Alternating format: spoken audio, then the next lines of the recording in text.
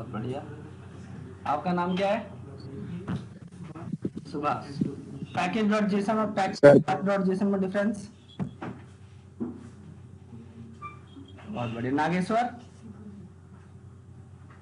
बॉबी, कल ही बताया ना आप? आपको बोला है। हाँ, बहुत बढ़िया। हमने पैकेज लॉग डॉट जेसन में कुछ चीजें दिखाई थी क्यूआर कोड वाली लाइब्रेरी में, तो बताया था उस टाइम पे डिफरेंस क्या होता है। सर जो पैकेज जो जेसन है जो हमने बनाया फाइल वो दिखाएगा, और जो लॉग में दिखाएगा जो हमने इनबिल्ट किया है जो उसमें आप डाउनलोड होता है वो थोड़ा बहुत से एक डेवलपर के लिए होती है और एक हम लोगों के लिए जो डेवलपर टाइम यूज करते हैं। कोई नहीं, छोड़ो, ये सही है गलत है सर? छोड़ो। ये देखो, पैकेज डॉट जेसन में आपके पैकेज की सारी इंफॉर्मेशन होती है, ठीक है? जो आप अपना पैकेज बना रहे खुद का, दैट मीन्स कि आप जो अपना प्रोजेक्ट बना रहे हो। और पैकेज लॉग डॉट जेसन में इसमें सारी डिपेंडेंसी, सब डिपेंडेंसीज, उनका एग्जैक्ट वर्जन, उसकी डिटेल्स होती है, ठीक है? कल वो दिखाई नहीं थी क्यूआर कोड की डिपेंडेंसीज और सब डिपेंडेंसीज? तो वो किस पैकेज डॉट जेसन के अंदर था, पैकेज लॉग डॉट जेसन में? लॉग में, ठीक है? तो यही मेजर डिफरेंस है। डिपेंडेंसीज एंड सब डिपेंडेंसीज दोनों का ही एग्जैक्ट वर्जन, उसकी सारी डिटेल्स, सब डिपेंडेंसी और डिपेंडेंसी की, वो होती है पैकेज लॉग डॉट जेसन में। और पैकेज डॉट जेसन में आपके पैकेज की इंफॉर्मेशन, ठीक है? यहां पे सब डिपेंडेंसीज और ये सारी चीजें मेंशन नहीं होती। कहीं पे भी दिख रहा है आपको सब डिपेंडेंसीज? नहीं ना, सिर्फ डिपेंडेंसीज दिखेगा, वो भी ये वाली जो सबसे मेजर डिपेंडेंसीज है। इनकी सब डिपेंडेंसीज इसमें नहीं दिखेगी, ठीक है? जैसे कि रिएक्ट, ये भी हो सकता है किसी के ऊपर डिपेंड कर रहा हो, क्या वो दिख रहा है यहां पे? तो वो सारी चीजें दिखेंगी आपको पैकेज लॉग डॉट जेसन, ठीक है? अब इसमें जरा देखो, react, control F, exact react ढूंढना मेरे को।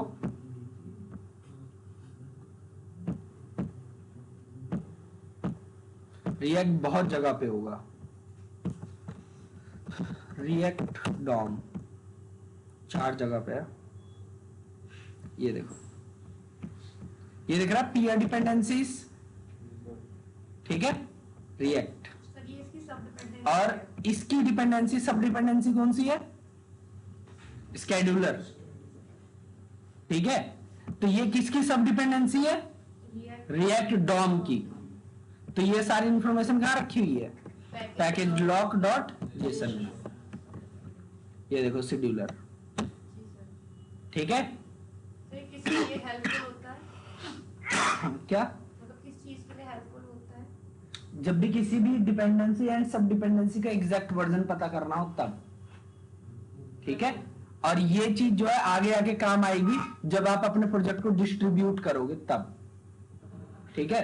कभी भी किसी को प्रोजेक्ट दिया जाता है तो नोड मॉड्यूल्स नहीं दिया जाता, ठीक है? वरना सारी डिपेंडेंसीज जो है वो पहले से ही जो इसमें स्टोर्ड है, ये वाली इतनी सारी जो फाइल्स हैं, ये कम से कम 200 से लेके 300 MB तक होगी। कभी भी किसी को नोड मॉड्यूल्स नहीं देते, हमेशा हम बाकी सारी चीजें दे देंगे। वो बस एक कमांड चलाएगा, npm install, तो वो अपने आप ही पैकेज लॉग डॉट जेसन में से सारी जानकारी उठा लेगा कि इस प्रोजेक्ट में ये डिपेंडेंसीज यूज हुई थी, और ऑटोमेटिक उसे डाउनलोड मार के नोड मॉड्यूल्स में सेव कर देगा। तो आपको एक जगह से दूसरी जगह पे डिपेंडेंसी भेजने की जरूरत नहीं है, वो काम npm का है। आज मैं आप लोगों को प्रोजेक्ट भेजूंगा और आप लोग करके देखना। ये वाला प्रोजेक्ट भेजूंगा, आप लोग खुद से उसे इंस्टॉल करके देख लेना, ठीक है? मैं बता दूंगा कैसे इंस्टॉल करना है। क्लियर सबको? और readme.md क्या होता है? जिसमें आप नोट्स वगैरह लिखते हैं। हाँ, एक मार्कडाउन फाइल है जिसमें हम अपने नोट्स वगैरह लिखते हैं, ठीक है? ओके, सो इसमें देखना जरा, जो टेक्स्ट फाइल होती है उससे ज्यादा इजी फॉर्मेट में और अच्छे फॉर्मेट में लिखा हुआ है। ये देखो हेडिंग 1 लग रही है, ठीक है। हमने लास्ट टाइम भी नोट जो लिखे थे वो एमडी फाइल में लिखे थे। हैश का मतलब क्या होता है, हेडिंग 1, 2 बार हैश का मतलब हेडिंग 2, 3 बार हैश का मतलब हेडिंग 3। बैक टिक का मतलब क्या है, हम कोड लिखने जा रहे हैं, ठीक है। तो इस तरीके से, और लिंक डालने के लिए तो ये मार्कडाउन फाइल भी थोड़ा बहुत सीखना पड़ता है डॉक्यूमेंटेशन जब भी करते हैं तो, ठीक है। तो ये रीडमी डॉट एमडी जो है इसके अंदर क्या इंफॉर्मेशन दे रखी है रिएक्ट वालों ने, जरा पढ़ना।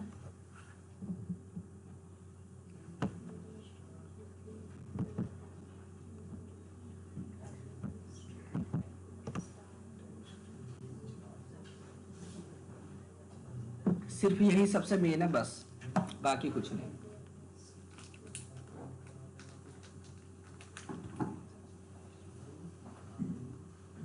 इसने बोला प्रोजेक्ट को स्टार्ट करने के लिए हमें क्या लिखना पड़ेगा, npm स्टार्ट। स्टार्ट होते ही कौन से मतलब पोर्ट पे या होस्ट पे ये स्टार्ट हो जाएगा, लोकल होस्ट 3000 पे, ठीक है। और ये सारे बिल्डिंग के टाइम पे काम आएंगे, अभी हमें कोई काम नहीं है। और भी इंफॉर्मेशन चाहिए तो ऑनलाइन लिंक दे रखी है इन्होंने, ठीक है। तो ये readme.md फाइल है, इंफॉर्मेशन दे रखी है, चाहिए तो रखो, नहीं चाहिए तो डिलीट मारो, ठीक है। अब कुछ ऐसी फाइल होती है जो कि गिटहब पे अपलोड नहीं होनी चाहिए, ठीक है। कुछ ऐसी फाइल होती है जो कि गिटहब पे अपलोड नहीं होनी चाहिए, तो वो चीज कहां मेंशन करेंगे हम, .gitignore में। ध्यान रखना फाइल का नाम कुछ नहीं है, उसका सिर्फ एक्सटेंशन है, क्या है, .gitignore, ठीक है। तो इसमें बोला गया है कि सेम फोल्डर के अंदर जो भी नोड मॉड्यूल्स नाम का फोल्डर है वो गिटहब पे अपलोड नहीं होना चाहिए। आपको पता है ये जो नोड मॉड्यूल्स है यही कम से कम 300 से लेके 400 MB तक होगा, जबकि अभी हमने इसमें कुछ नहीं किया तब। सर नेटवर्क में दिक्कत आ रही है। नेटवर्क में दिक्कत आ रही है, वेट देखता हूं।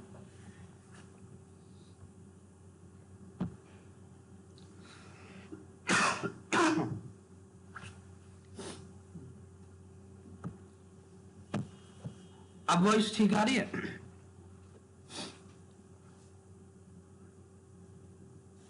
Yes sir. ठीक है। जरा देखना, अभी टाइम लगाएगा, एक एक जो केबीस की जो स्क्रिप्ट है ना उन सबको ढूंढ के उनका साइज कैलकुलेट करके तब यहां कैलकुलेट हो रहा है, सिर्फ अभी ही, जबकि कैलकुलेट हो रहा है 142 MB तक पहुंच चुका है। तो कितने MB का सोच लो, और हमारे कोड कितने केबी के होते हैं, ज्यादा ज्यादा 2-4 केबी, 1 MB मुश्किल से, वो भी बहुत रेयर केस है। तो जरा सोचो अगर ये 255 MB का है तो कितना होगा, इसके अंदर कितने कोड्स होंगे, लाइब्रेरीज कितनी होंगी। तो ये 255 MB क्या गिटहब पे जानी चाहिए, नहीं। कभी भी किसी को प्रोजेक्ट दिया जाता है तो नोड मॉड्यूल्स नहीं देते हम,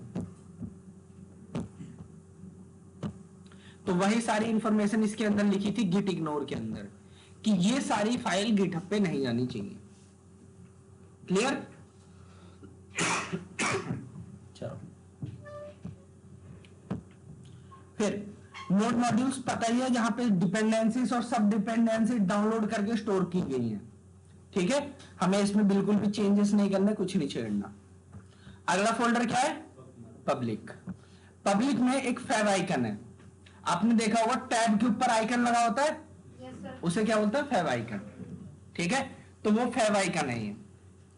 अब ये क्या है, एक PNG इमेज है, रिएक्ट का लोगो है, कितने साइज का, 192, और ये दूसरा कितने का है, 512, मतलब 512। साइज दोनों का चेंज है। अब यहां पे एक फाइल है index.html,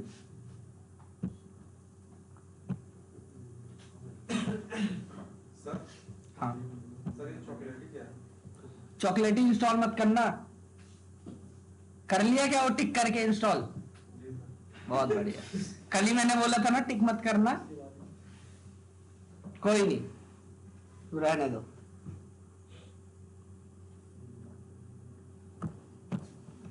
चलो जरा इस HTML फाइल में देखो क्या क्या है। सबसे पहले डॉक टाइप HTML है, डॉट जो भी है, यहां पे देखो एक लिंक लगी पड़ी है। हेलो हेलो, बाद में बात करता हूँ, इसलिए अभी बैच में हूँ। ठीक है,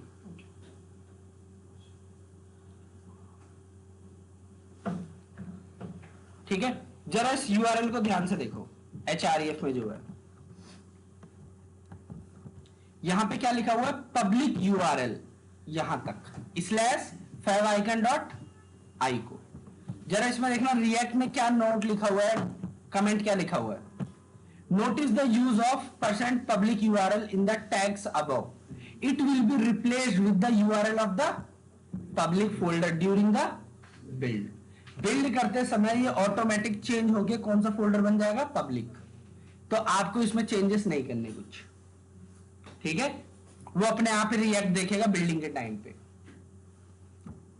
तो समझ लो कि ये पब्लिक फोल्डर ही है, तो आप पब्लिक फोल्डर के अंदर से क्या निकाल रहे हो, favicon.io, ठीक है। फिर view port, theme colour, description, यहां पे एक दे रखा है एप्पल टच आइकन, ठीक है, एप्पल टच आइकन। और एक दे रखा है यहां पे manifest.json। हमारे पास एक कॉन्सेप्ट होता है which is called progressive web app, PWA, progressive web app. आजकल देखा होगा बहुत सारी ऐसी वेबसाइट होती हैं जो बोलते हैं कि आप इंस्टॉल कर लो, हमारी वेबसाइट को क्या करो, इंस्टॉल कर लो, ठीक है। जैसे कि लेट करो मैं यहां गया, अपनी वेबसाइट पे गया, ठीक है, यहां पे ये ऑप्शन दिख रहा है, क्लिक किया, ये देखो क्या लिखा हुआ है, इंस्टॉल। तो ये नॉर्मल वेबसाइट में क्या आता है, नहीं आता ना। तो ये जो है इसे बोलते हैं प्रोग्रेसिव वेब ऐप। आप अपनी वेबसाइट को इंस्टॉल कर सकते हो, ठीक है। अब जरा देखो इंस्टॉल कर रहा हूं मैं, अभी नाम क्या आ रहा है, क्रिएट रिएक्ट ऐप। इसे अभी कैंसिल करो। हमारे पास जो फाइल यहां लिंक की गई है कौन सी है, manifest.json। ये भी सेम फोल्डर में यहां हो, मैं इसका नाम रख रहा हूं माई रिएक्ट ऐप,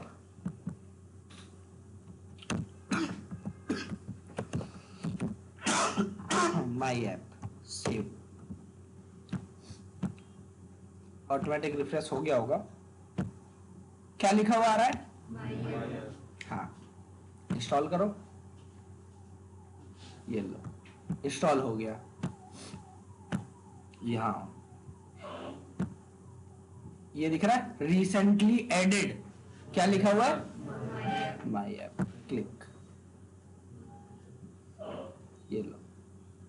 तो मैं अब अपनी वेबसाइट को इंस्टॉल कर चुका हूं। इसे बोलता है प्रोग्रेसिव वेब ऐप। आप फोन में भी इंस्टॉल कर सकते हो, ऐप की तरह काम करेगा, बिल्कुल जैसे ऐप काम करते हैं एग्जैक्ट उसी तरीके से, ठीक है। अभी तो ये इसमें कुछ नहीं है, बस एक हेलो वर्ल्ड वाला प्रोग्राम है बस, और इसको भी नेट चाहिए होगी, ध्यान रखना, ठीक है, नेट चाहिए होगा।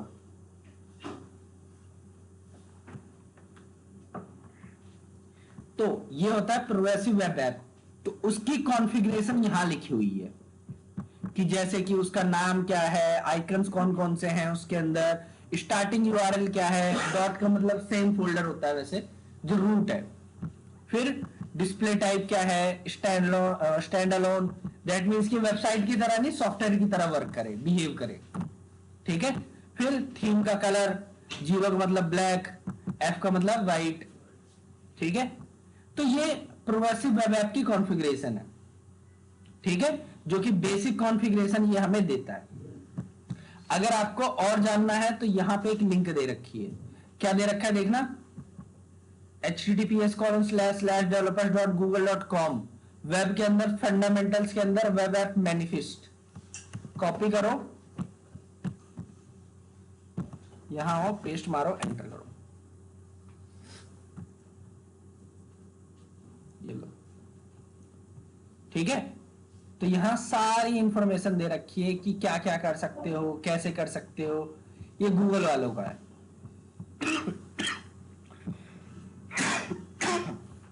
ठीक है,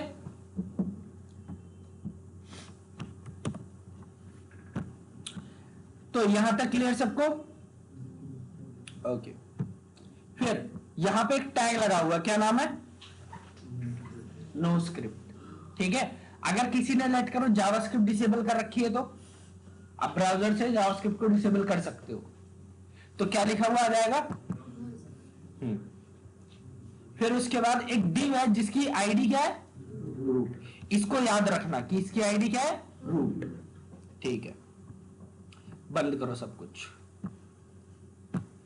यहां पे एक फाइल है, क्या नाम है? robots.txt। बहुत बार ऐसा होता है ना, बहुत सारे बॉट ऐसे होते हैं जो आपकी वेबसाइट को क्रॉल करते हैं, आपकी वेबसाइट से इंफॉर्मेशन चुराने के लिए। ठीक है, तो जो भी आपका बॉट है वो आपकी वेबसाइट को क्रॉल ना करे, इसलिए हम ये फाइल बना के रखते हैं। क्या नाम है इसका? robots.txt। लेकिन बहुत सारे वायरस ऐसे होते हैं जो कि आपकी इस फाइल को इग्नोर मार देते हैं, तो आपको इस फाइल को रखना ना रखना बराबर ही पड़ जाता है उस केस में। देखो,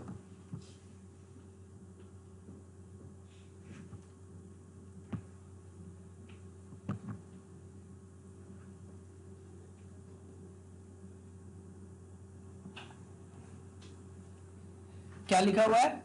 robots can ignore your robots.txt।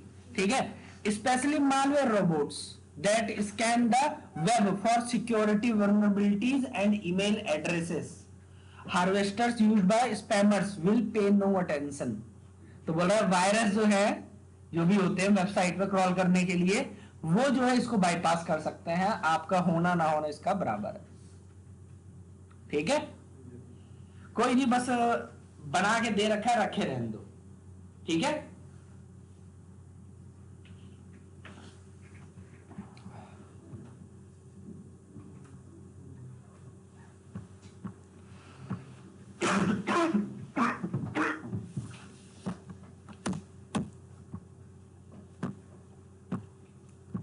चलो पब्लिक फोल्डर का काम हो गया,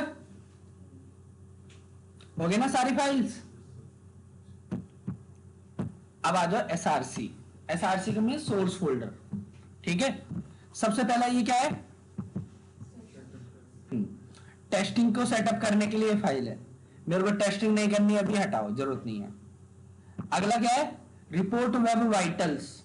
जब भी आपको परफॉर्मेंस टेस्टिंग करनी होती है तब इसका यूज पड़ता है, हमें अभी नहीं करनी, हटाओ इसे। फिर क्या है? logo.svg। ठीक है, इमेज है। फिर app.test.js। ठीक है, ये भी टेस्टिंग की फाइल है, इससे भी हमें कुछ नहीं करना। अब सबसे मेन फाइल जो है, सबसे ज्यादा इंपॉर्टेंट जो है, वो क्या है? index.js। ठीक है, जरा देखो इसमें क्या क्या चीजें इंपोर्टेड है। रिएक्ट कहां से इंपोर्टेड है? रिएक्ट फोल्डर से। रिएक्ट डॉम कहां से इंपोर्टेड है? रिएक्ट डॉम के अंदर से, क्लाइंट से। फिर एक सीएसएस की फाइल इंपोर्टेड है। ठीक है, .// मतलब सेम फोल्डर पे index.css। देखते हैं है या नहीं। ये रही index.css, थोड़ी बहुत स्टाइलिंग लिखी हुई है, हटाओ सारी स्टाइलिंग, मेरे को नहीं चाहिए। वैसे रुको, कुछ अच्छी चीजें भी थी इसमें। Margin, font family, font smoothing और फॉन्ट फैमिली। एक काम करो, ये सब पड़े रहने दो। ठीक है, फॉन्ट को स्मूथ करने के लिए ये सारी है आपकी सीएसएस लगी पड़ी है। ठीक है, चलो फिर अब यहां पे कंपोनेंट कॉल किया गया है, इंपोर्ट किया गया है, जिसका नाम क्या है? ऐप। ठीक है, इसको भी देखते हैं क्या है। पहले ये देखो, एक रिपोर्ट वेब वाइटल्स करके एक फाइल इंपोर्ट की गई है। ठीक है, रिपोर्ट वेब वाइटल्स। जरा देखना क्या लिखा हुआ है यहां पे। If you want to measure sorry, if you want to start measuring performance in your app, pass a function to log results. For example, report web vitals के अंदर console.log और send to an analytics endpoint. आपको ज्यादा जानकारी चाहिए तो यहां देख सकते हो, ठीक है। तो यहां पे क्या लिखा हुआ है, तो ये भी टेस्टिंग का काम हुआ, परफॉर्मेंस टेस्टिंग का, ठीक है। तो हमें इसकी भी वैसे जरूरत नहीं पड़ती, तो हम इसको छेड़ेंगे नहीं, ठीक है। अब यहां देखो क्या किया गया है, रिएक्ट डॉम, ठीक है, डॉट क्रिएट रूट। हम वर्चुअल डॉम के लिए एक रूट तैयार कर रहे हैं, ठीक है। ट्री का रूट तो होता ही है, सो रूट तैयार कर रहे हैं। कहां पे तैयार होगा ये वर्चुअल डॉम का root, document dot get element by ID root, ठीक है। ये आईडी कहां थी, वो index.html में थी, यस सर। तो वहां पे ये रूट तैयार होगा, ठीक है। तो ये रूट का रेफरेंस इसमें आया, हाँ। फिर रूट डॉट रेंडर, ठीक है। उस रूट में क्या दिखाना है, रेंडर करना मतलब शो करना, ठीक है। सो रिएक्ट डॉट स्ट्रिक्ट मोड, जो हमारी एप्लीकेशन है उसको हम स्ट्रिक्ट मोड में चला रहे हैं, मतलब कि कोई भी अगर बैड प्रोग्रामिंग प्रैक्टिस करेंगे हम तो वार्निंग दे देगा वो, ठीक है। मतलब कि कुछ गलत या फिर सही से नहीं करोगे तो ये क्या प्रोवाइड कर देगा आपको, वार्निंग, ठीक है। अब यहां पे कंपोनेंट कॉल किया गया है विच इज कॉल्ड ऐप। कौन सा कंपोनेंट बुलाया गया है, ऐप। ऐप नाम का कोई टैग अवेलेबल है हमारे पास HTML में, नहीं है ना, ठीक है। तो ये ऐप नाम का जो टैग आपको लग रहा है, ये चीज जो है बनाई गई है, आप इसका नाम कुछ भी रख सकते हो, ठीक है। चलो ये देखते हैं, ये दिख रहा है app.js और यहां पे एक फाइल है app.css। अभी के लिए app.css में से सब हटाओ, app.js में से भी सब हटाओ।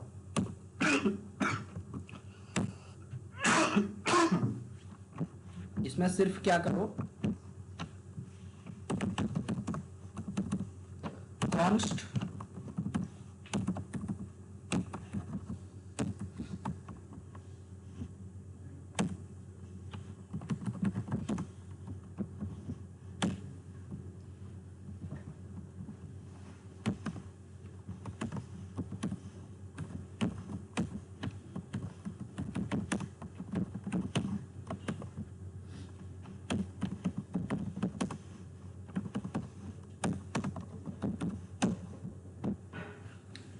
पुराना जो भी कोड था app.css से मैंने हटा दिया और app.js से भी, ठीक है।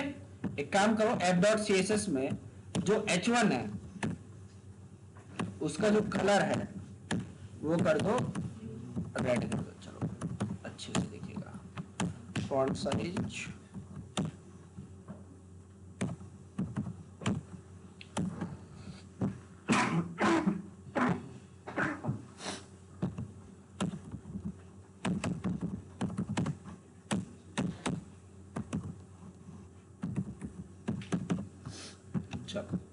जरा देखना पेज पे क्या हो रहा है, ये ऑटोमेटिक उसे रिफ्रेश मार रहा होगा। क्या लिखा हुआ आ रहा है, और कलर कैसा है, रेड, और फॉन्ट साइज भी बड़ा है, ठीक है। तो हुआ क्या जरा वो देखो। सबसे पहले आओ app.js में, ठीक है। मैंने क्या किया, मैंने इंपोर्ट किया है, किसे इंपोर्ट किया है, app.css, CSS इंपोर्ट की, ठीक है। इंपोर्ट करने का मतलब यह है कि मैंने अप्लाई कर दिया, इसमें क्या अप्लाई कर दी, CSS अप्लाई कर दी। क्या CSS है, क्या CSS है, H1 कलर रेड और फॉन्ट साइज 3 रैम। आओ यहां पे CSS इंपोर्ट हो गई। एक हमने क्या किया, एक फंक्शन बनाया, फंक्शन का नाम क्या है, ऐप, और रिटर्न क्या कर रहा हूं, H1 के अंदर हेलो वर्ल्ड। और इस फंक्शन को क्या कर दिया हमने, एक्सपोर्ट। किस टाइप का, डिफॉल्ट। तो डिफॉल्ट का मतलब यह है कि आपको जो है वहां पे करली ब्रैकेट लगाने की नीड नहीं है। डायरेक्टली उसको क्या कर सकते हो, इंपोर्ट कर सकते हो। तो यहां पे हमने इंपोर्ट किया है, नहीं किया, यस सर। ठीक है। फिर उसको क्या कर दिया, कॉल कर दिया। इस चीज को क्या बोलते हैं कि कंपोनेंट कॉलिंग। क्या बोलते हैं इसे? हाँ। तो हमने कंपोनेंट को कॉल कर दिया। कौन से कंपोनेंट को कॉल किया? ऐप। ऐप को, ठीक है। तो ऐप नाम का कंपोनेंट कॉल हो गया। क्लियर? इसका नाम मैं चेंज कर दूं, माई ऐप। फिर भाभी लिखो। क्लियर?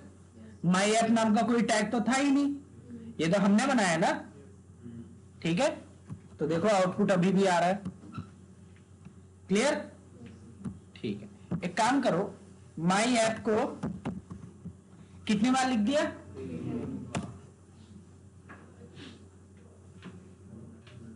फंक्शन की एक प्रॉपर्टी होती है रीयूजेबिलिटी, कि एक फंक्शन को कितनी बार भी कॉल कर सकते हो। तो जैसे आप फंक्शन को बार बार कॉल कर सकते हो, सेम ऐसे ही कंपोनेंट को भी, एक कंपोनेंट को भी कितनी बार भी क्या कर सकते हो, कॉल कर सकते हो। अभी तो एक लाइन का कोड था, अगर 50 लाइन का कोड होता उसके अंदर, तो मैं 3 बार अगर कॉल करता तो 50 इंटू 3 150, तो 150 लाइन का कोड ऑटोमेटिक चल जाता है, नहीं? तो इसके लिए कोई शॉर्टकट नहीं होगा, मतलब इतनी लंबी लाइन लिखनी पड़ेगी एक कोड को रिपीट करने के लिए? इससे ज्यादा शॉर्टकट क्या चाहिए? नहीं मतलब ये हमें 3 टाइम्स लिखना पड़ रहा है, तो कुछ ना कुछ तो होगा ही, कि एक ही बार में 3 टाइम्स को हो जाए। ये 3 टाइम्स हमने कॉल किया है और लिखा सिर्फ एक बार है। लिखा कितनी बार है? सिर्फ एक बार। और कॉल कितनी बार किया है? 3 बार। अभी तो एक लाइन है, आगे आके 1000 लाइन भी अगर यहां हुई तो अब बस 3 बार ये लिख दो, तो 1000 इंटू 3 मतलब 3000 बार वो चल जाएगा, ठीक है। 3000 लाइन चल जाएगी। क्लियर? ठीक है। अब ये कंपोनेंट का कॉन्सेप्ट क्या है और यूज करना क्यों है हमें, और ये जो मैं कॉल कर रहा हूं ये पेज पे जा कैसे रहा है? जरा इस पे आओ, कंट्रोल शिफ्ट आई, यहां पे आओ, इस पे क्लिक करो, थोड़ा सा एक्सपेंड करो, ये दिख रहा है सबको? div id डिव जिसकी आईडी क्या है? रूट। उसके अंदर लिखा हुआ है H1। ये H1 कहां लिखा हुआ है? उस रूट के अंदर, ठीक है। तो ये जो है अब रूट के अंदर ही सारी कोडिंग लिखी जाएगी। जो भी मैं कंपोनेंट कॉल करूंगा वो सब के सब किसके अंदर जाएंगे? रूट के अंदर, ठीक है। ओके। अब एक वेबसाइट में अगर आप देखोगे तो बहुत सारे कंपोनेंट्स होते हैं। एक वेबसाइट को मैं बहुत छोटे छोटे पार्ट में क्या कर सकता हूं? ब्रेक कर सकता हूं, ठीक है। लेट करो, बूटस्ट्रैप सबको पता ही है। अगर ये वेबसाइट है, आप लोग इसको कितने पार्ट में तोड़ सकते हो?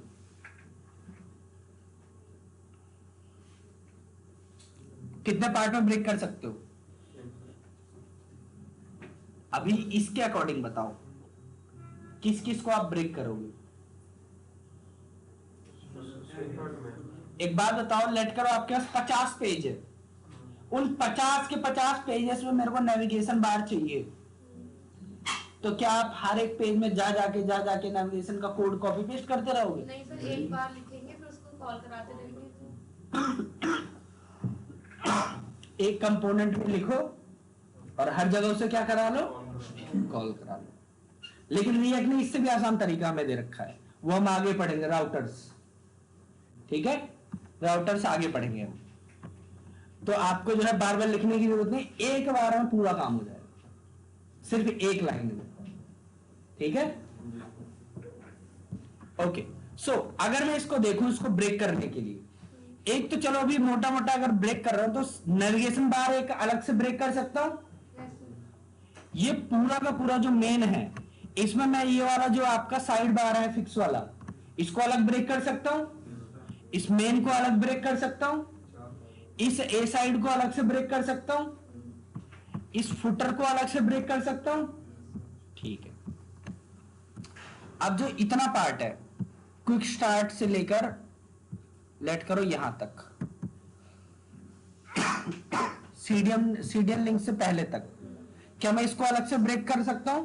Yes, ठीक है, अगर आप फेसबुक में आओ,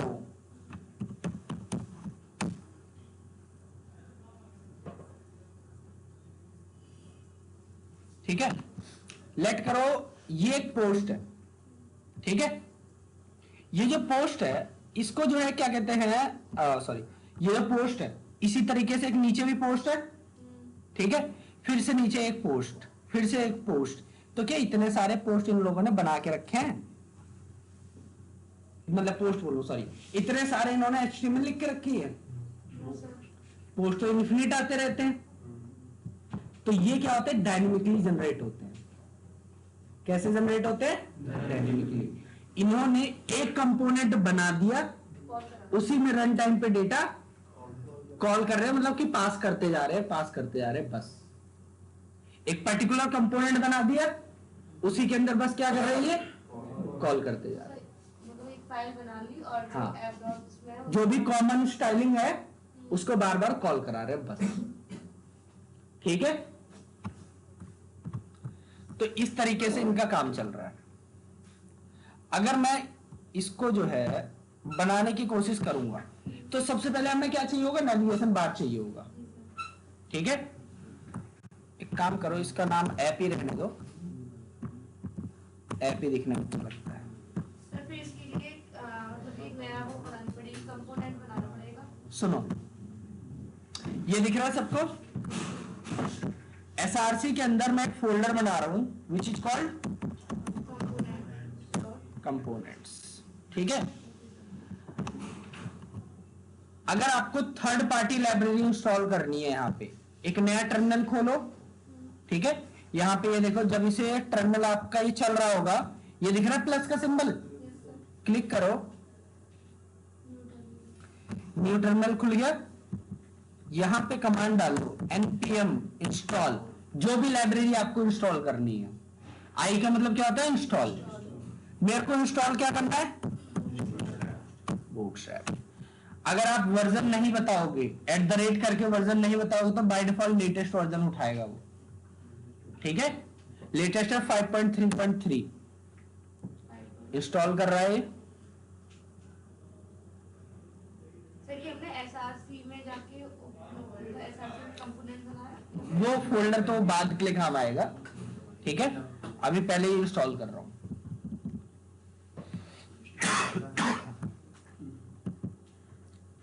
ये आ गया, कितने पैकेजेस क्या हो गए, ऐड हो गए, बाकियों पे ध्यान मत दो अभी। अब एक काम करो, इसे हटाओ, जो भी आपका इंडेक्स था यहां आओ, मैं क्या बोल रहा हूं, इंपोर्ट करिए बूटस्ट्रैप के अंदर से, बूटस्ट्रैप के अंदर से कौन से फोल्डर से, डिस्ट के अंदर से, CSS के अंदर से bootstrap.min.css। एक और चीज इंपोर्ट करो, इंपोर्ट बूटस्ट्रैप के अंदर से, डिस्ट के अंदर से, JS के अंदर से bootstrap.bundle। .js लगाना यहां मैंडेटरी नहीं है, ठीक है। .js लगाओ ना लगाओ डजंट मैटर, ठीक है।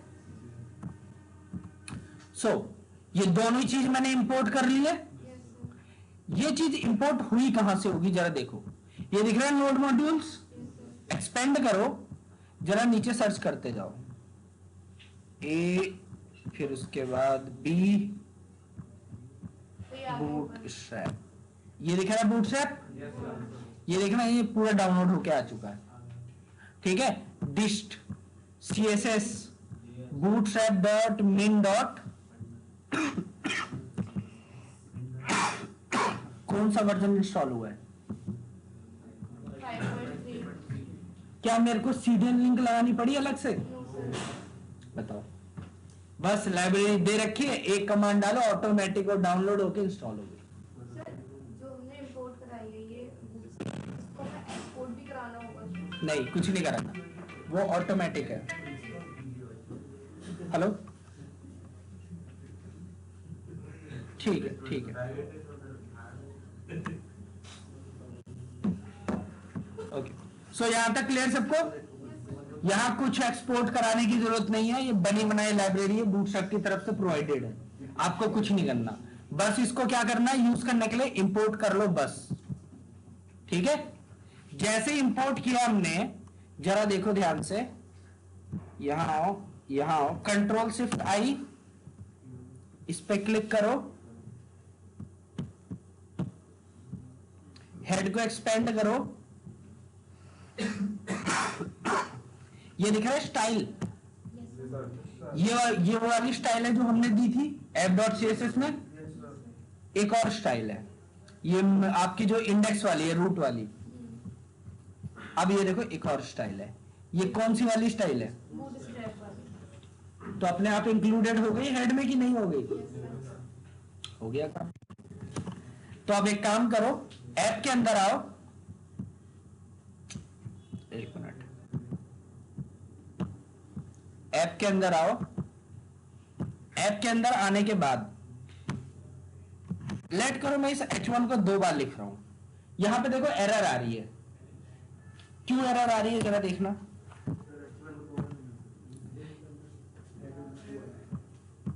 ये जरा एरर मैसेज पढ़ो सब, क्या लिखा हुआ है? एडजेसेंट, दैट मींस कि सिबलिंग्स। ठीक है, तो 2 एलिमेंट जो कि सेम लेवल पे हैं वो एक साथ जो है नहीं आ सकते। किस में नहीं आ सकते? JSX में। अब ये JSX क्या है और जो है ये एडजेसेंट एलिमेंट वाला रूल क्या है? एक बात बताओ, ये कोई जावास्क्रिप्ट का कोड था? H1 जो है कोई जावास्क्रिप्ट का कोड है? नहीं। और क्या ये स्ट्रिंग के अंदर है? तो ये जो है आप जावास्क्रिप्ट के अंदर HTML कैसे लिख रहे हो? जावास्क्रिप्ट के अंदर HTML अलाउ कैसे हो गई?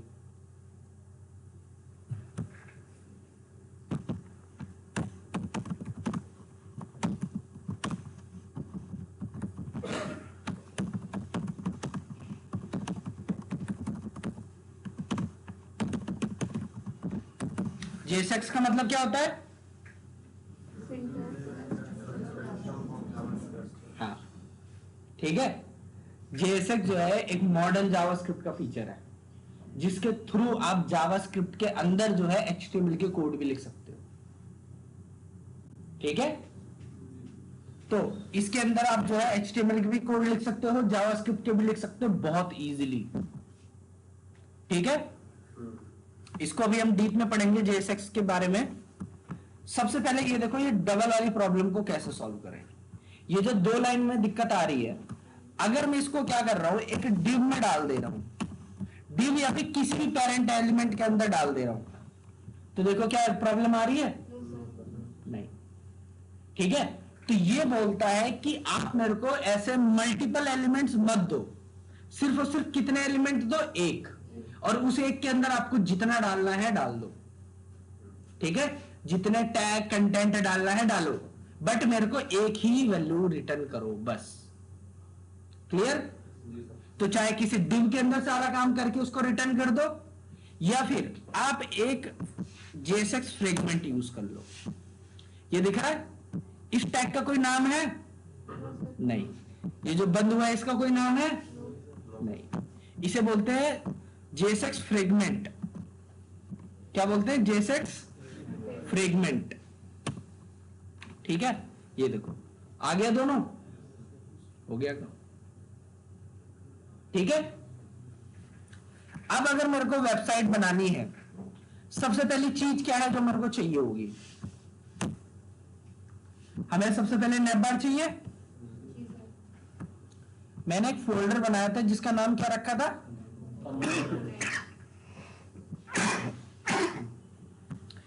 एक चीज और देखो, जो हम JSX लिख रहे हैं, मैंने अगर लिखा .btn, क्या कोई सजेशन आ रहा है? नहीं। जबकि HTML में तो सजेशन आता था ना, यस सर, ठीक है, डॉट BTN लिखते ही क्लास BTN हो जाती थी, यस सर, ठीक है, यहां कोई सजेशन नहीं आ रहा।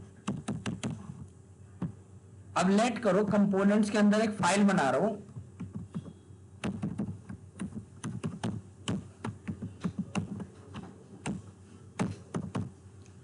इसका एक्सटेंशन क्या दे रहा हूं मैं, यस, JSX, ठीक है, JS की जगह क्या दे रहा हूं, JSX, ठीक है।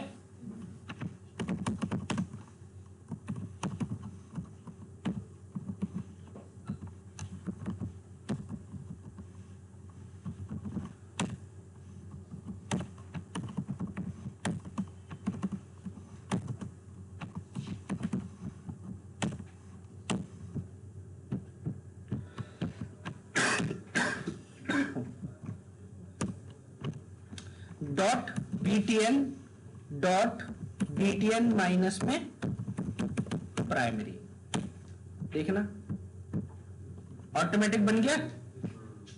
लेकिन इसमें क्लास की जगह पे क्या है, क्लास नहीं, ठीक है। अब जो भी ये प्रॉपर्टीज होंगी आपकी, ये सारी जो है इसी तरीके से चलेंगी, ठीक है। अभी के लिए लेट करो, क्लास डाल दो,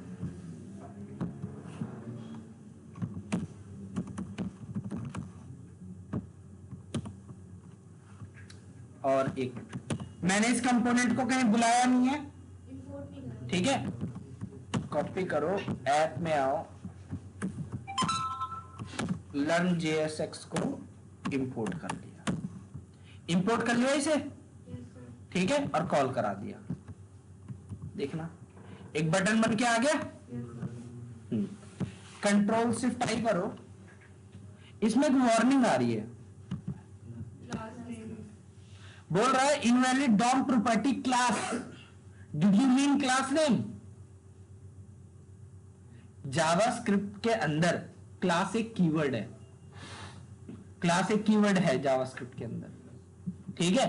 तो अगर आप HTML के अंदर जो है क्या कहते हैं क्लास लिखोगे, ठीक है, तो वो जो है क्या HTML बोल रहा हूं, सॉरी, JSX के अंदर अगर आप क्लास लिखोगे तो कंफ्यूज नहीं हो जाएगा कि आप जावास्क्रिप्ट लिख रहे हो या फिर HTML लिख रहे हो। तो इसीलिए इसने बोला कि जो भी आप क्लास लिखते हो, अब क्लास की जगह आप क्या लिखो, क्लास नेम, क्लास। क्लियर। अब देखो कोई वार्निंग नहीं आएगी, इसको रिफ्रेश मार लो, गई वार्निंग, यस सर, चलेगा जरूर बट वार्निंग आएगी, ठीक है, अगर क्लास लिखते हो तो। यहां तक क्लियर सबको, ठीक है। तो ये देखो माई बटन, अब ये जो है बूटस्ट्रैप की प्रॉपर्टीज लगी है इस पे या नहीं लगी, ठीक है। अब एक काम करो, ये जो भी हमने किया है इसको एक डिव में डालो,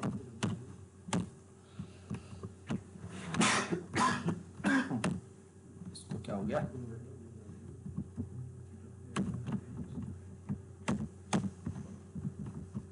इसको डिव के अंदर डाला, ठीक है। मैं लेट करो एक डिव बना रहा हूं,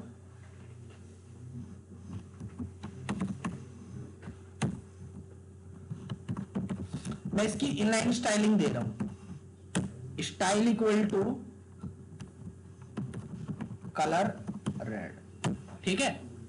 यहां आ जाओ, ये देखना यहां पे एरर आ गई, ठीक है, रिफ्रेश करो, ठीक है, एरर है, क्या एरर है जरा पढ़ना। The style props expect a mapping for from style properties the values not a string, for example this, when using JSX का एक रूल है कि आप जो स्टाइल लिखते हो ना, आप इस तरीके से स्टाइल नहीं लिख सकते, ठीक है। इनलाइन स्टाइलिंग इस तरीके से नहीं होगी। अब इनलाइन स्टाइलिंग करने के लिए क्या करना पड़ेगा हमें, जरा वो देखो, हमने डॉम पढ़ा था, ठीक है,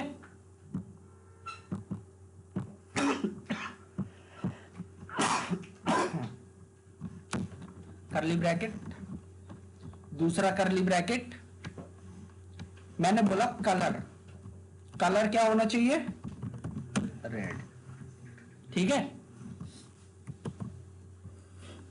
क्लियर, रिफ्रेश करो एक बार, देखो कोई एरर नहीं है, कलर भी रेड हो चुका है। अब अगर आपको जो है इनलाइन स्टाइलिंग करनी है तो आप चाहो तो इस तरीके से कर सकते हो, ये पहला तरीका है।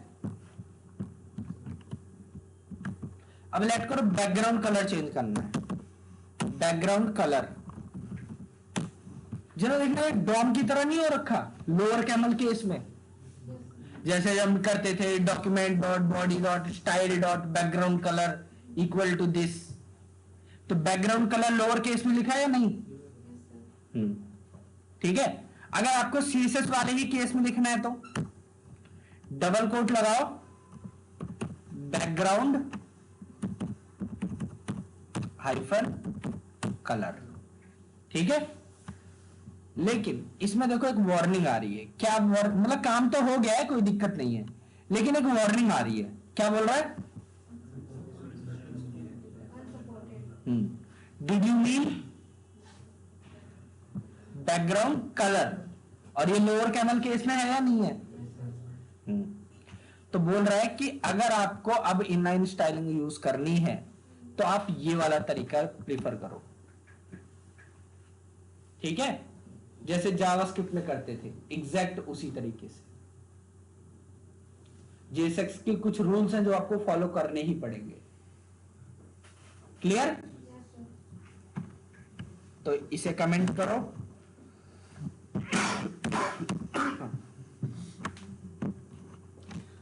हमें पता है जो बी आर है वो एक सेल्फ क्लोजिंग टैग है या नहीं है? यहां देखना एरर आ गई, क्या बोल रहा है, अनटर्मिनेटेड जेएसएक्स कंटेंट्स। हमने तो टर्मिनेट किया था ना, बीआर को तो टर्मिनेट करने की जरूरत नहीं होती, सेल्फ क्लोजिंग टैग होता है वो तो। ठीक है, ऐसे सेल्फ क्लोजिंग टैग कौन कौन से? HR, BR, input, image, meta, और भी है डिफरेंट डिफरेंट।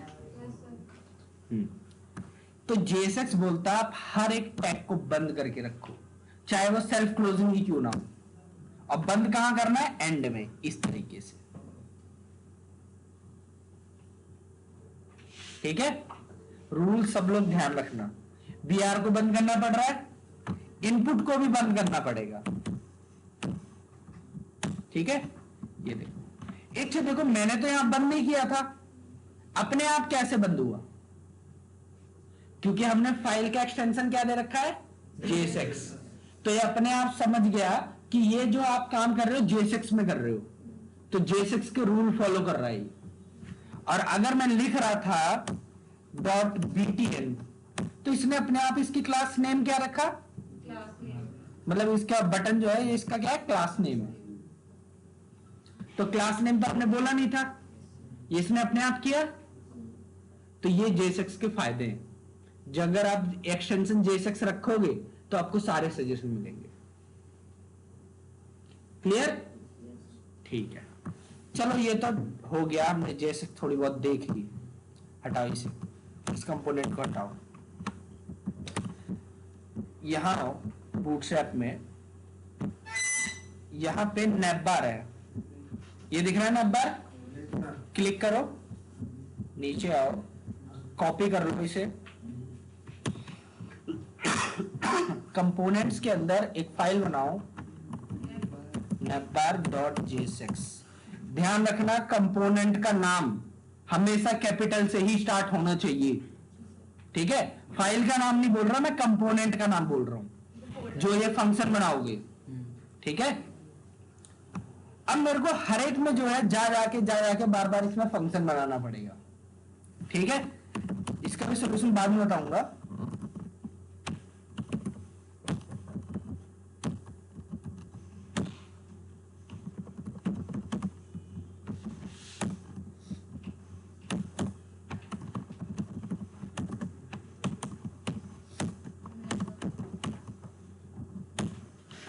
ठीक है, और ऐप के अंदर नैपबार को बुला लो। पहले नैपबार को बुला लिया, तो वो जो वाली फाइल कमेंट मारी है, यहां आओ, इसे पेस्ट कर दो। एक चीज और देखना जरा, मैंने ये लिखा हुआ है, अभी क्या आना चाहिए, हाई आना चाहिए। ठीक है, रिफ्रेश, क्या बोल रहा है,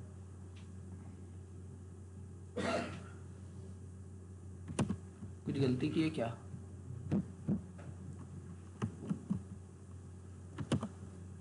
फालतू में दिक्कत दे रहा था। हाई आ रहा है, ठीक है। अब अगर मैं ये जो ब्रैकेट्स देख रहे हो, एंटर मार रहा हूं, ठीक है, एंटर मार दिया, रिटर्न के अगली लाइन में ध्यान रखना, यहां आया, क्या हुआ, कुछ नहीं आया, कोई एरर भी नहीं आई। ये पुराना है, इसे रिफ्रेश करो एक बार, देखो कोई एरर भी नहीं है। ये क्या हुआ, एक ब्रैकेट बस नीचे करते ही पूरा गायब। ध्यान रखना, ये जो JSX का सिंटैक्स है बहुत ही स्ट्रिक्ट है, ठीक है, तो रिटर्न के बाद सेम लाइन में ही लिखना पड़ेगा। आप लोगों को डरा नहीं लग रहा, बट ऐसे ही करना पड़ेगा। इससे अच्छा एक काम करो, इसे अभी के लिए कमेंट मारो, कॉन्स्ट नैपबार इक्वल टू, एक एरो फंक्शन बनाओ, ब्रैकेट, एंटर। अब ये ब्रैकेट आप कहीं पे भी करो, चाहे सेम लाइन में करो, अगली लाइन में करो, डजंट मैटर, एकदम परफेक्टली वर्क करेगा। ठीक है, एरो फंक्शन में ऐसी कोई रिस्ट्रिक्शन नहीं होती। क्लियर? ये देखो चल रहा है, हाई आ रहा है, ठीक है। अब हमें करना क्या, वो जो नैपबार का कोड कॉपी किया था, पेस्ट, सेव। अब जरा देखो, इसमें कुछ जगहों पे एरर आ रही है। कहां एरर आ रही है? क्योंकि हमने इसे बंद नहीं किया, तो बंद कहां करना होगा, HR के लास्ट में। फिर अगली एरर कहां आ रही है,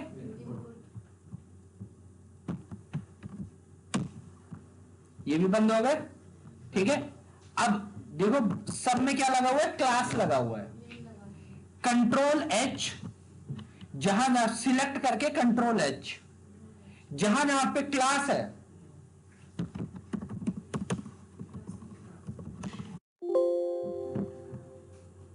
क्लास में ये लिख रहा है रिप्लेस ऑल का सिंबल, एंटर हो गया। जहां जहां क्लास था हर जगह रिप्लेस होके क्लास नेम। यहां आ जाओ, एक मिनट,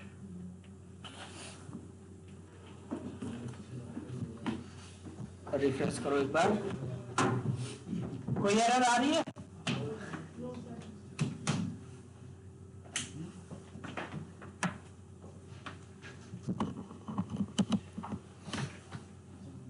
चलो इसे हटाओ।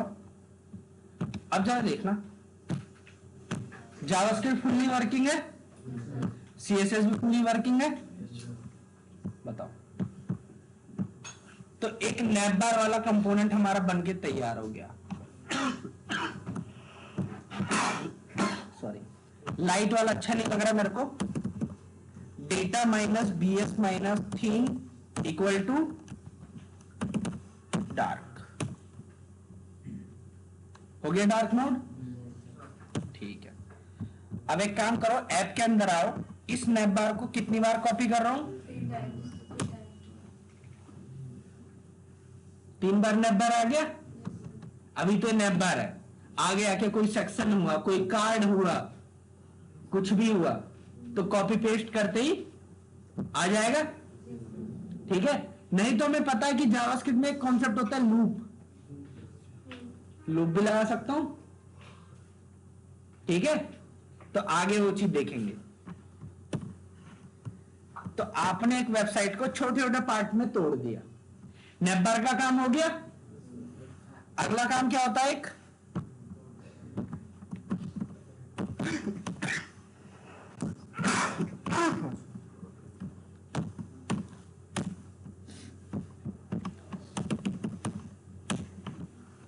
इसको बाद में बताऊंगा कैसे शॉर्टकट मारा है, ठीक है।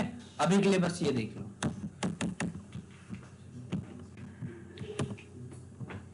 बूटस्ट्रैप पे आओ, कहां गया carousel,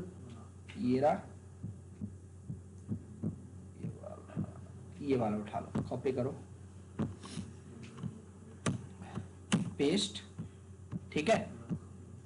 image image image image 3 जगह, तीनों ही जगह बंद नहीं हुई है। एक काम करो छोटा सा, control C, control H, control V, last में बंद कर दो। 3 जगह मिल रहा है, तीनों जगह चेंज मार दो, कर दिया। ये देखो ये वाली एरर गई। जहां यहां पे क्लास है, कंट्रोल एच, क्लास नेम 19 जगह है, रिप्लेस ऑल, खत्म काम, ठीक है। अब हमें क्या लगानी है, इमेज, ठीक है। अब इमेज लगाने के इसमें 2 तरीके आते हैं। यहां पे एसआरसी में एक फोल्डर बना लो, असेट्स, कुछ भी नाम दे सकता हूं, मैं असेट्स दे रहा हूं अभी के लिए।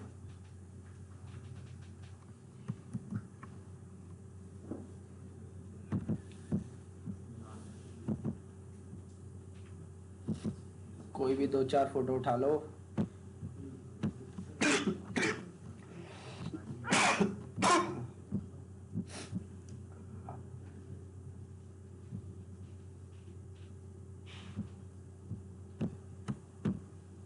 सब मेरे थ्रू ही खींची गई हैं,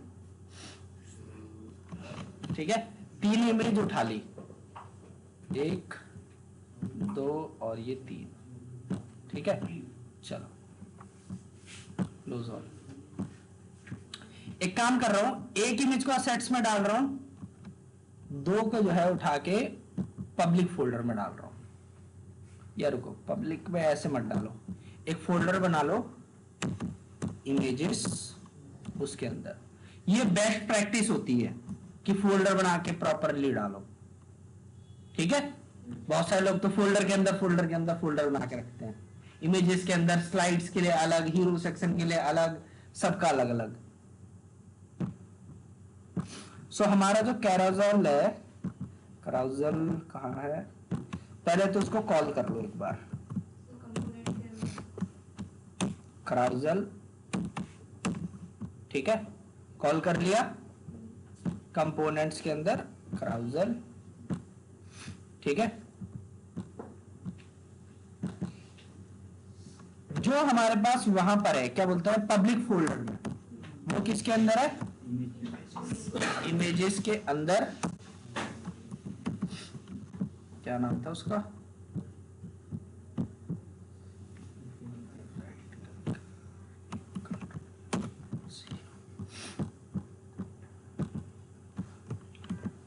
इफेक्ट्स -1.jpg। अगले वाले का इफेक्ट्स,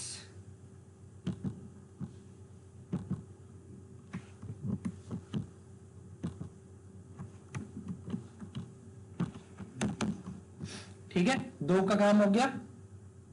अब ये जो तीसरी इमेज है, ये वाली असेट्स के अंदर वाली, ठीक है, इसका नाम क्या है, myamg, ठीक है। जो भी एसआरसी फोल्डर के अंदर होगा वो इमेज डायरेक्टली नहीं लग सकती, सॉरी, उसको लगाने का एक तरीका होता है। मैं क्या कर रहा हूं, इंपोर्ट कर रहा हूं, कुछ भी नाम दे दो,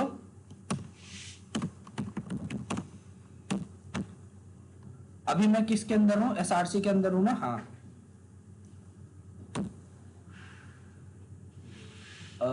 एक मिनट रुको, मैं कंपोनेंट्स के अंदर हूं, डॉट डॉट, एक फोल्डर पीछे, ठीक है, असेट्स, असेट्स के अंदर myimage.jpg।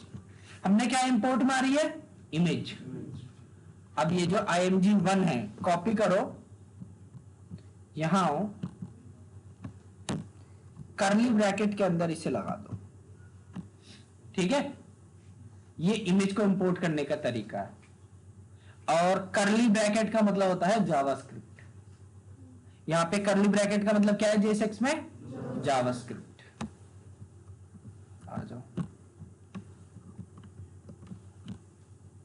यहाँ रिफ्रेश करो, क्या दिक्कत है? Can not be invoked without new.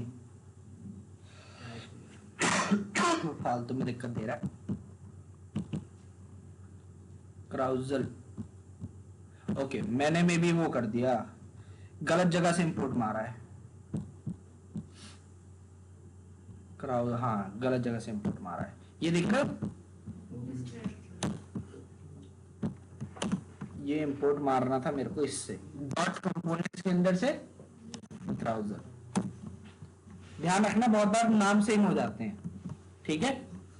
तो इस तरीके से देखना पड़ेगा आपको। रिफ्रेश, कुछ ज्यादा ही बड़ी इमेज है यार।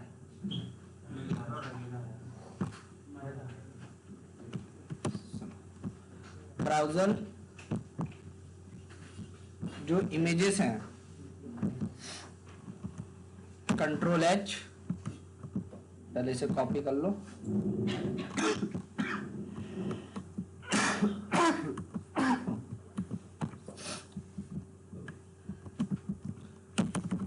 Height equal to 350 px space replace all. तीनों इमेज में हाइट कितनी दे दी? 350। ठीक है, रिफ्रेश करो एक बार पूरे पेज को। पहली इमेज, ठीक है, ये मे भी अभी अपने आप स्लाइड नहीं होगी। स्लाइड कराने के लिए बूटस्ट्रैप की प्रॉपर्टी कौन सी थी? कैराजोल ये है, हाँ। डेटा माइनस बीएस माइनस में राइड इक्वल टू क्राउजर, ये थी स्लाइड कराने की प्रॉपर्टी। और जितने भी क्राउजल है उसमें कितने टाइम में स्लाइड हो, उसके लिए कौन सी प्रॉपर्टी थी? Data minus BS minus interval equal to 1500 millisecond, मतलब कि 1.5 सेकेंड। यहां रिफ्रेश मारो एक बार।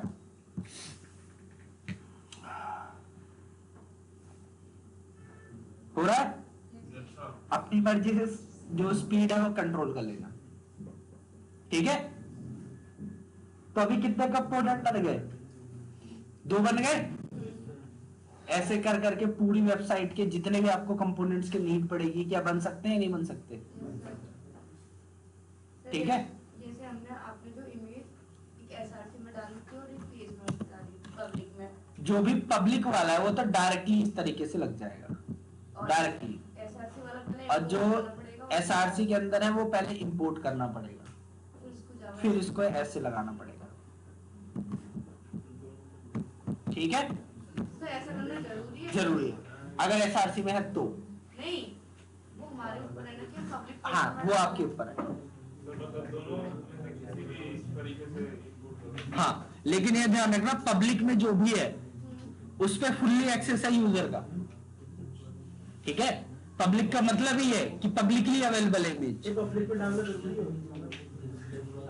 देखो, पब्लिक में अगर डाल दोगे तो इसका मतलब ये है जो भी पब्लिक कंटेंट है जो कि यूजर इजीली एक्सेस कर सकता है, ठीक है, सिर्फ वही डालते हैं, ठीक है? लेट करो कोई इमेज ऐसी है जो आपको यूजर को नहीं दिखानी जल्दी, तो उसको पब्लिक में नहीं डालते, ठीक है? तो उसको एसआरसी में रखते हैं, क्योंकि जब तक आप जो है उसे वो नहीं करोगे, क्या बोलते हैं, इंपोर्ट नहीं करोगे, जब तक वो यूजर को दिखेगा।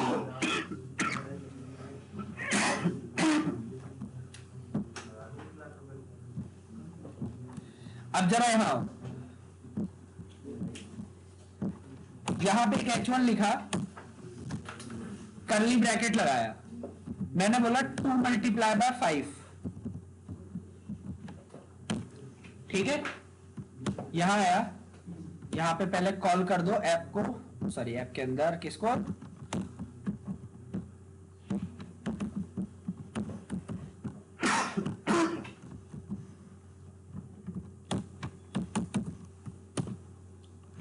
ठीक है, अभी इसे कॉल किया जानबूझ के। कितना आ रहा है? 10। क्या मैंने कहीं पे भी वेरिएबल बनाया, उसको जो है स्टोर किया, उसको मल्टीप्लाई किया? नहीं। मैंने सिर्फ डायरेक्टली एक एक्सप्रेशन लिख दी, वो ऑटोमेटिक रिजॉल्व हो गई JSX की वजह से। ये जो करली ब्रैकेट है, करली ब्रैकेट में आती है आपकी जावास्क्रिप्ट। आप जो भी जावास्क्रिप्ट का कोड है वो डायरेक्टली यहीं पे लिख सकते हो। जो आपको HTML वाला फैमिलियर सिंटेक्स मिला है ना JSX का, इसके अंदर जावास्क्रिप्ट लिख सकते हो करली ब्रैकेट में। अगर लेट करो मेरे को लॉग लिखना है यहां पे कहीं, console.log हेलो वर्ल्ड, कंट्रोल से टाई, देखो आ गया हेलो वर्ल्ड। बताओ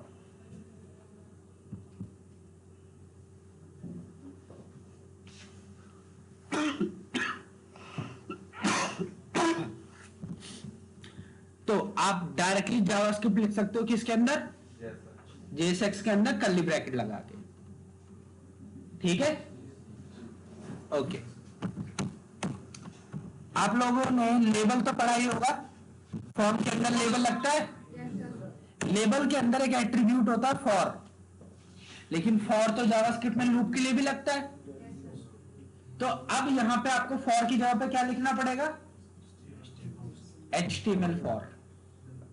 ठीक है, इसका ध्यान रखना होगा आप सभी को। फॉर की जगह क्या लिखना पड़ेगा, HTML फॉर।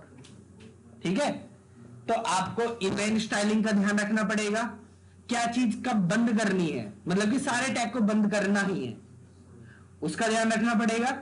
ठीक है, फिर उसके बाद आपको यह ध्यान रखना पड़ेगा कि एक पेरेंट एलिमेंट के अंदर होने चाहिए सारे। ठीक है, फिर कर्ली ब्रैकेट लगा के जावास्क्रिप्ट लिख सकते हो, उसका भी ध्यान रखना पड़ेगा। ठीक है, और इमेज को हमें क्या करना पड़ता है, इंपोर्ट, अगर SRC में है तो ये सारे रूल्स फॉलो करने पड़ेंगे।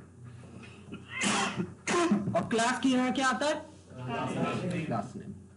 और कंपोनेंट का नाम हमेशा कैपिटल लेटर से स्टार्ट होना चाहिए। ठीक है, ये सारे JSX के रूल्स हैं जो आप सभी को फॉलो करने ही पड़ेंगे। क्लियर? तो अभी जैसे मैंने 2 कंपोनेंट बनाए छोटे छोटे, आप लोगों का काम क्या है, एक वेबसाइट में लैंडिंग पेज में जितने भी कंपोनेंट लगते हैं बूटस्ट्रैप से बनाइए और लगाइए। स्टाइलिंग में ज्यादा टाइम वेस्ट नहीं करना आप लोगों को। ठीक है, जो भी करो फास्ट रखना, बूटस्ट्रैप से उठाओ और करो। स्टाइलिंग पे अभी इतना ध्यान नहीं देना, सारा काम बूटस्ट्रैप करेगा। आपको सिर्फ कॉन्सेप्ट देखने हैं, कॉन्सेप्ट सीखने हैं रिएक्ट के, सो स्टाइलिंग पे इतना ध्यान मत देना। ठीक है, सिर्फ बूटस्ट्रैप से उठाओ और लगाओ। ठीक है, ठीक है, अभी तुरंत भेज दे रहा हूं मैं।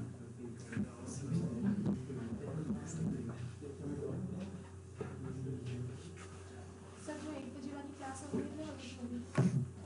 वो 1 बजे ही होगी, तो सर 1 तो बज गए। देखते हैं अभी।